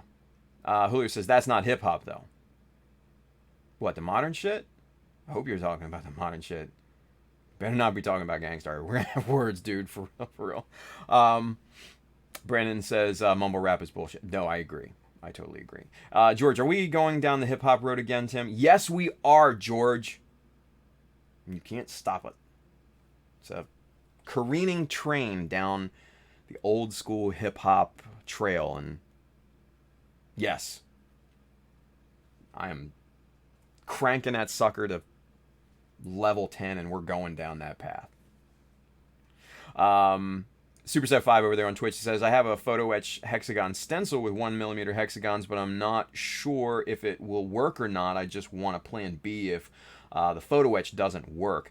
I would say the photo etch should be fine. Because, you're just shooting paint through it. I think you should be good. I think you should be. Let's see. Zach Blythe says, correct, Steel Soul photo etch. Cool. Glad we're at least I'm on the right path, right? Let's see. Okay. See, Armina's head is in the right place. She says, I think it's time for a Mecha Army playlist. Just saying, songs described by. Yeah. That's not a bad idea. That's not a terrible idea. That's not the worst idea I've heard all day. It's actually a pretty good idea. Travis over there on Facebook says Gangstar was a rap duo of Guru, MC, and DJ Premier. Dude, Travis, don't fall into that. Don't fall in that trap. Don't fall in that trap, man. Donnie knows who Gangstar is. Don't do that. Donnie's fucking with you. One of the best out there, but yes, factually, Travis is 100% correct. Really one of the best. Manny says, I like the series. Dude, you like the Dark Crystal series? I'm sorry. Manny says, boo, die Maverick, right? Yeah. Chris Pabs, as a British kid, I've never had Mountain Dew. Thank you, Chris. As an American kid, I've very rarely had Mountain Dew. Dirk McGirt, I'm glad I saved Hulu free time. I'll use it for the Wu-Tang series. The next hip-hop doc series was pretty decent, too. Oh, shit, I lost the comment. Covered a bit of Guru and Premiere. There you go. Nice. George says, Bombay Sapphire and Tonic. See? George is distinguished. Old school. Gentleman. Nice. Donnie, yes. He says, is that hippity hop? You motherfucker. Yeah, it's total hippity hop, dude. Brandon says, I second Bombay and tonic, but add lime. There you go. Julie says, see y'all next week. Sarge, good seeing you, buddy. Julio says, yeah, that new shit isn't hip hop. I totally agree with you. Julio 1 says, what's a gangstar? Giorno Giovanna? Yeah, that. Anyway. Travis says only the hippiest over there on Facebook. Mech Manny says Amarota Sour. Tuzaku 2 Thomas says hip hop sucks. You need heavy metal. Now, Tom, time out. Trust me, I am an old school hip hop head. But, yes, I like rock, I like metal too. Varying tastes. Trust me, we're there. Let's see. George says, listen to the Judgment Night soundtrack last night. Kicked ass. Oh my god, okay, that's just taking it back. And shit, I don't remember what was even on that soundtrack. I might have had it. I don't know. Anyway. Let's see. Julio 2, Scribe the Vibe. That could have weird connotations. I don't know if we want to call it that, Julio. Yeah. Donnie Baxter says, sorry, I only listen to 90s country. Yeah. Zeshan says, haha, got him, Donnie. Yeah. Thanks for the heads up. Yeah, well. It is what it is. Brandon says, Nas is still one of my fave rappers, not the new little Nas X guy. Yeah, well, Nas as, the original. Very, very talented. Ether, yeah. Just so many songs. Persaku Girl says, Jody says, I'm 2 episodes into Dark Crystal. I usually give series 4 before I write it off. Okay, that's fair. I see. The thing with Dark Crystal, and hopefully this doesn't kill the vibe for you guys, but the thing with Dark Crystal is I know that they were going nostalgic with using practical puppets and stuff like that. I can totally get that. I'm totally fine with that. It's what kills it for me. There's 2 things that kill it for me, right? The fact that the puppets that they're using aren't necessarily modernized, meaning that their lips don't enunciate. They just go like this, so it kind of looks like an old school kind of kung fu flick that's dubbed, like, you know, one of the ones that we all know. So that's strike 1. The other thing about it is the voice acting. They've got many, many talented actors, especially Taron Egerton being one of the leads, and just a ton of other people. Like I went to the IMDb because I recognized some of the names or some of the voices and stuff. I mean, you got Mark Hamill, Mark Strong, you got Aquafina, you've got what's her name? Vikander, the chick that did the new Tomb Raider movies. You got all these amazing folks in this series, but the voice acting is not great. And I think that has to do more with the writing. Bad. Just, it kills it. It just kills it. Yeah. It was too much, right? Like, ground it just a bit. Modernize the puppets, right? Yeah. I couldn't do it. I couldn't get past it. No. Anyway. Donnie says, just effing around. We know, Donnie. We know, man. Tuzaku 2 says, Honey Jack Daniels on the rocks. Not bad. It's not a bad suggestion. Very simple and easy to do. And not expensive either, right? Edward Leonard says, you can reuse the photo etch, no prob for painting, just don't spray a lot of paint on it. Yeah, exactly. And you can strip it too. You just, if you're using like a lacquer or something like that, just drop it in 91% isopropyl alcohol. That'll come right off. So it's really simple to clean that photo etch up. Hey, look at that. Jun's over there. Mr. Simpro Models himself. What's up, Jun? We do hoop someday. I can tell my kids your dad had tried everything. I mean, why not, right? You don't want to wait until you're 80 to find out you like it. Andrew says that all the time, I bet. Anyway, Bill Ruslam says, you can also use a fly swatter, mesh hats, and placemats. Seriously, I just go to a dollar store and look at everything for what can be used. Damn, that's thinking outside the box. I like that. I really like that. That's a good idea. Might have to start thinking about these things. George says, gentlemen, where? George, don't do that. Don't sell yourself short. George Edwards says, shaking, not stirred, says George, right? Exactly. Julio 1, heavy metal for Tim is Creed. Dude, Julio, I thought we were cool, man. I thought we were cool. Like, that's like wanting to be renamed Julio 3.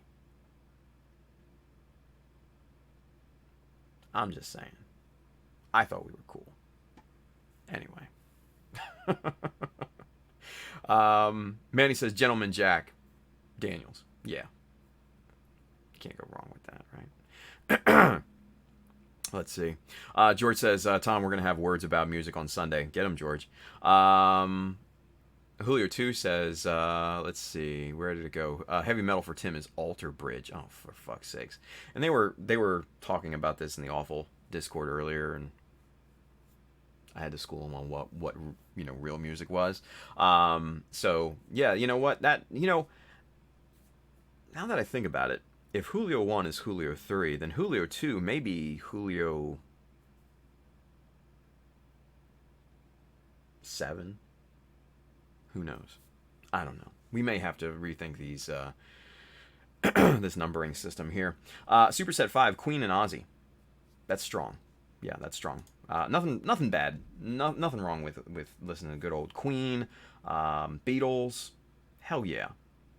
Classic Elton John. Don't fucking front. Elton John is amazing. Billy Joel. Don't sleep. I'm telling you.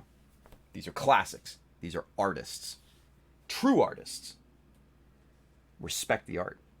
That's what I say. Travis says, I could only get down with Illmatic for Nas. Everything else was eh. I can understand that. After... I think it was like after Ether.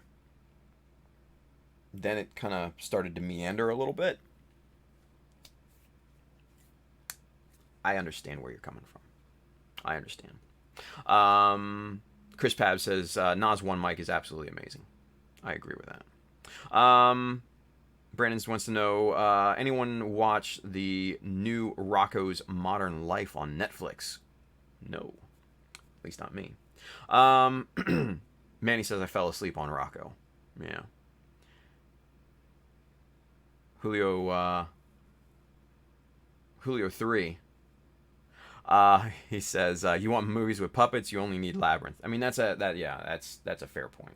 That is a very, very, very, very fair point.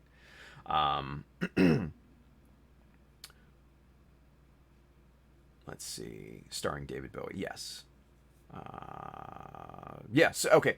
So, and Armia said Sigourney Weaver was in it as well. She's in the first episode. She's like kind of a narrator to tell the kind of the background of the story and everything. Simon Pegg is in it as well as one of the, I think, the Skeksis voices. Great cast. It just fell so hard when it came to the writing.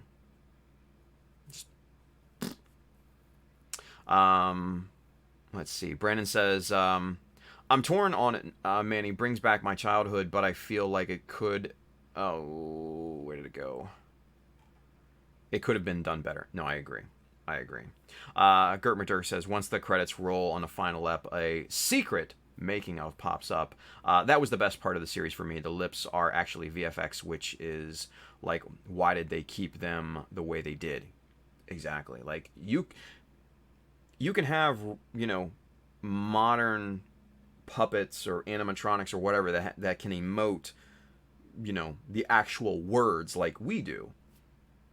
Why not throw that in? It's still a practical effect. I don't know. It just looked like a bad kung fu flick dub. Yeah. Brandon says Labyrinth was my shit growing up. Dude, yeah. Trust me. Me too. It was a good movie. Manny says, I agree, but Invader Zim, though, that Invader Zim was my shit. Dude! Yes. The Invader Zim movie, what was it called? Into the Flopus or something? I forget exactly what it's called. Classic Invader Zim. Just so great. Yeah, just so great. It was really good. Merritt's over there on YouTube. He says, yeah, I always look for weird stuff I might be able to use at dollar stores. That's a good call. Superset5 over there on Twitch, he says, a lot of good ideas, thanks. It's what we do, man. Mecha Army, right?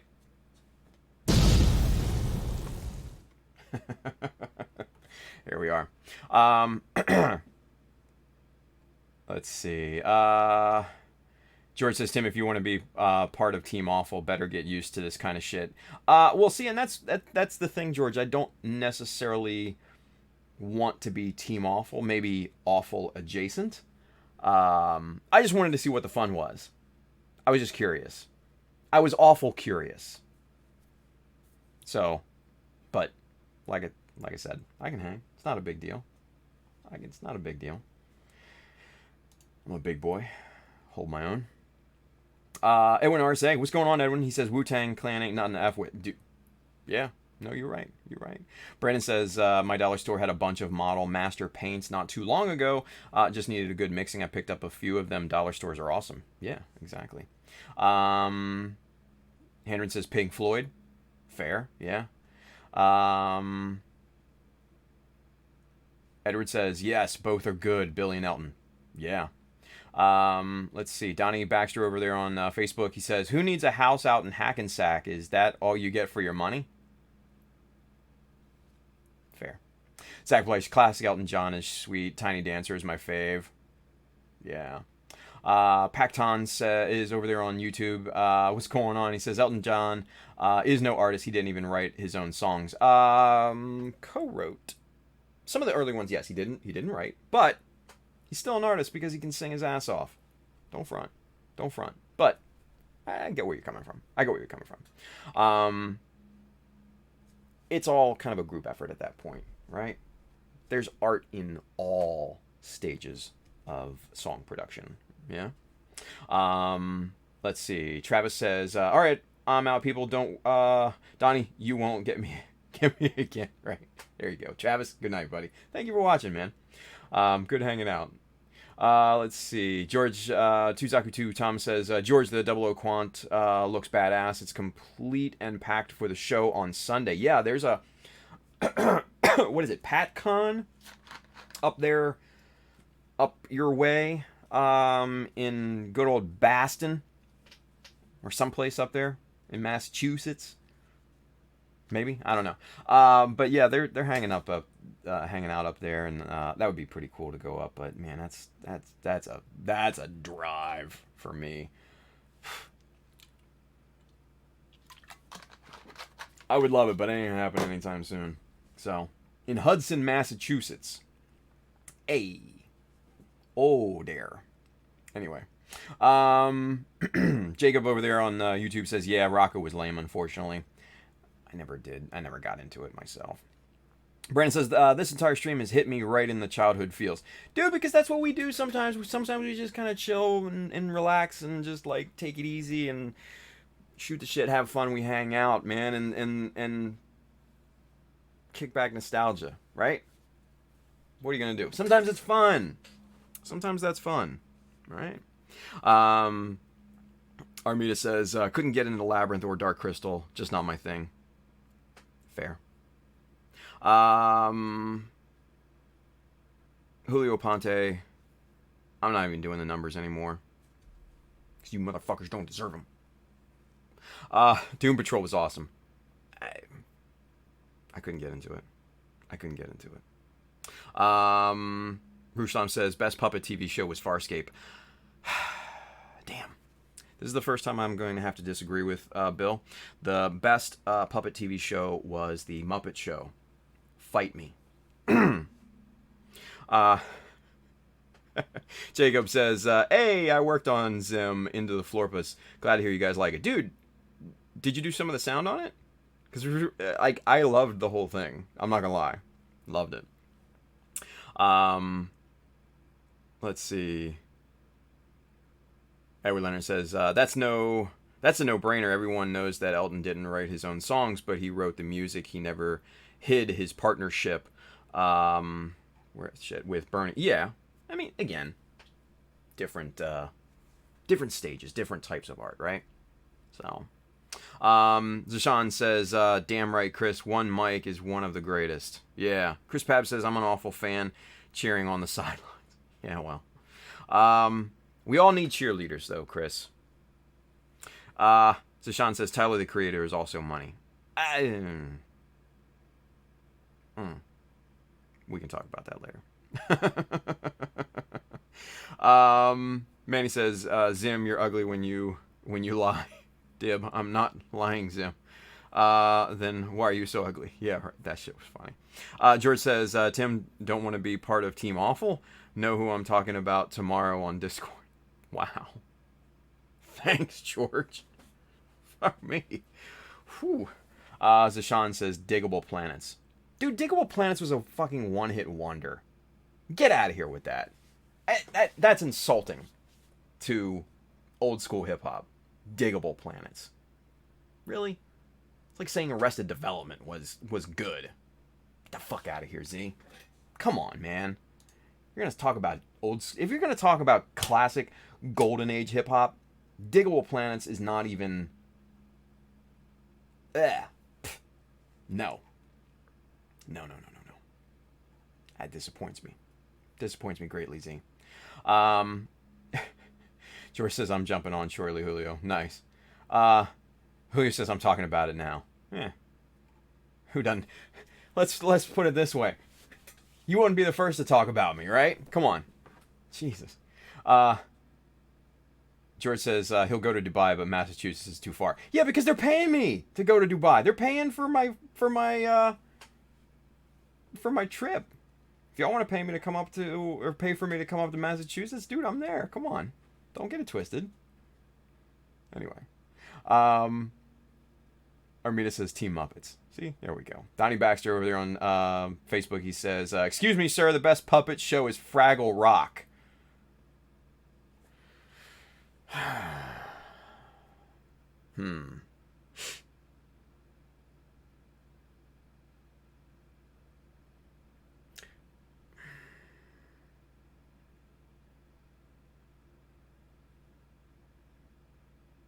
I'll be honest. That's a fair point. Fraggle Rock was pretty goddamn good. Yeah. It's not bad. Not bad. Anyway, Chris says, and you all are sleeping, never-ending story. Chris, get out of here. Never-ending story. Jacob says, yeah, my team cut all the sound effects and I mixed it. So hilarious. That's awesome, dude. George says, hashtag Muppet Army. Yeah, well. Muppet Babies for life, Jacob says. Nice. Brandon says, my kid watches the new Muppet Babies. Who was so excited thinking it was the old one, but no. Womp womp. George says, Arrested Development was good, Tim. They really weren't. They really were not. Yeah. No, they weren't. Julio says, I'm surprised no one said, and Julio, you can't even spell Rakim. Like, I would talk about Rakim if you spelled it right. Like, come on, man. It's an M, not an N. You're killing me, man. Yes, Rakim, one of the best lyricists of all time, hands down. Easy. Yeah.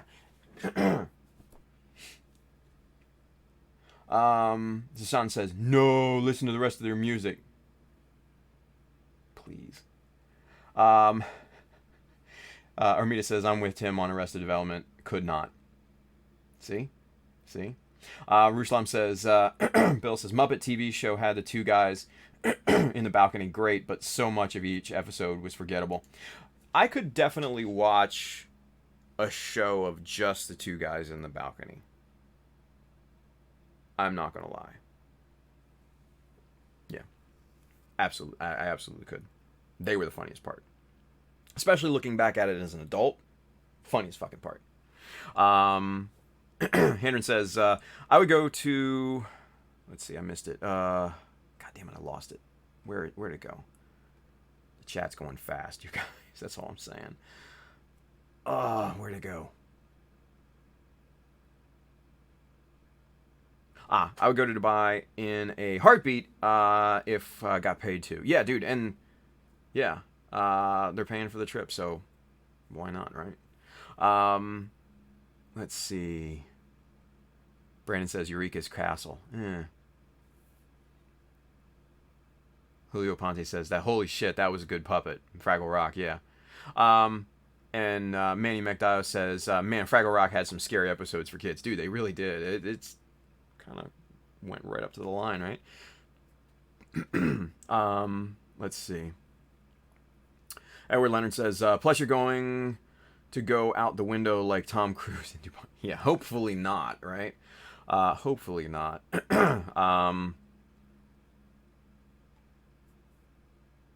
Let's see. Ruth says, and who could forget Flight of the Navigator? Oh shit. See, Bill's taking it back a long, long way.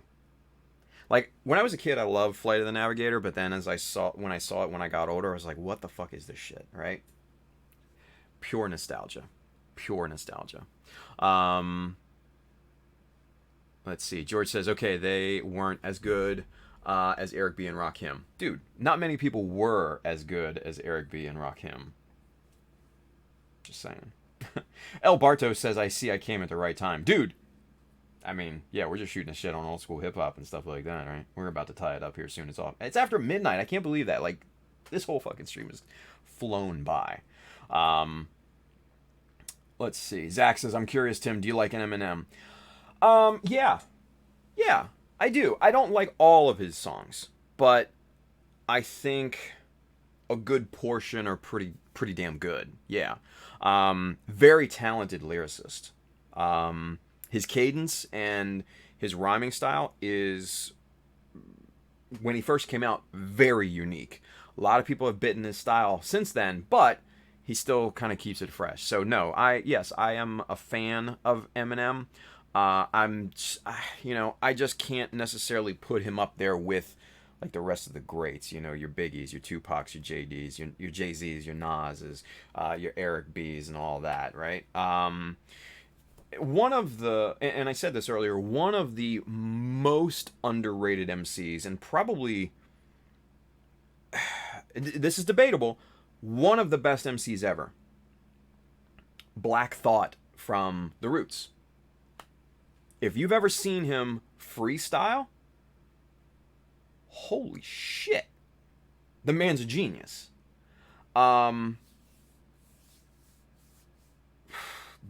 Completely blown away. There's a video on YouTube from I guess it was Sway in the Morning on Shade 45 on Sirius XM, and he was in the studio with Method Man. And Method Man had to write lyrics down on his iPhone and read them off as a freestyle, but Black Thought, I mean, he was there and just boom, boom, boom, boom, boom, just straight off of his head or from memory, and he was going for a good long time, too. Yeah, man, I'm definitely one of the most underrated MCs. But then also, arguably, one of the best all time. There could be a debate. And I could be swayed either way. But, yeah. That's, he is a unrivaled talent. Yeah. Unrivaled. Let's see. Where do we leave off? The chat is still churning right now, you guys. Like, it's crazy. And I'm trying to get caught up here too before we end up, because it's 12:05, and I don't know if we're gonna get through this or not. But damn. Let's see. Brandon says, my mom got rid of my entire complete Goosebumps collection a few years ago. I wanted to cry. Wow, I'm sorry. Whew, that came out of nowhere, right? Gert McDurk says, how about some KRS-One? Oh my god, yeah! KRS-One, Rapture? Ooh, one of the best. I still play it. Jun says, you going to Dubai next year? Yeah, man.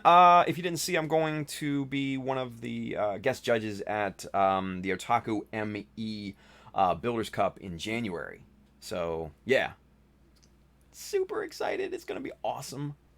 Going to be so much fun. Going to be so much fun. Get to hang out with all those guys, see that amazing store, visit the community, the whole 9 yards. Yeah, it's going to be great. Edwin Arce says, anyone else catching or watching Thunderbirds, the old one with the puppet? Nah, I can't get into those old ones. I just, Zashan says, Julio listens to Savage Garden when he builds. See, that I believe. That I believe. He just likes a tender love song. That's all. Let's see. Hendron says that's what gets us most of the time on older stuff. It's the nostalgia. Yeah, the fun effect, as Julio says. Yeah.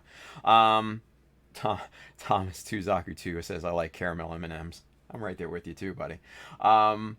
Let's see. George says yeah, Edwin, that and Captain Scarlet. Yeah. Donnie says M&M sounds like a broken chainsaw. I think that's a fair comparison. Yeah, I think that's fair. El Barto says Nas forever. I'm with you. Zashan says, but ain't nobody ever fucking with him. Machine Gun Kelly knows what's up. See, I don't really give a shit about all that. Jun says, many very famous singers go to Dubai street clubs for performances. I was supposed to see some there. Interesting. I don't know if we're gonna have time to catch those, but it's good to know, right? Edward says, me too. Most of his songs are really good, talking about. Yeah. And Gert McDurk says, dude, hell yes, Black Thought. Dude, absolutely, man. Like, so underrated. So underrated. Just, he's so good. So good. Donnie says MGK's song was better. Whatever. I will admit MGK was really good in the Dirt movie about Motley Crue. That was awesome. I'm not gonna lie, that movie was fucking awesome. If you haven't seen it, get ready for a wild ride. It was really, I thought it was really good. I thought it was really, really good.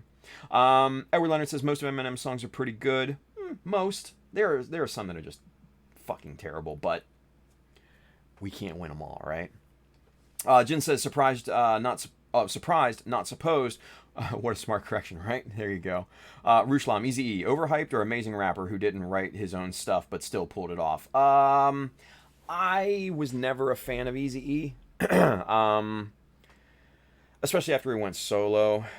The cadence was a little slow for my taste, and the voice and everything like that. And I was always a bigger fan of Dr. Dre and everything anyways. So you kind of pick your camp at that point too. So, yeah.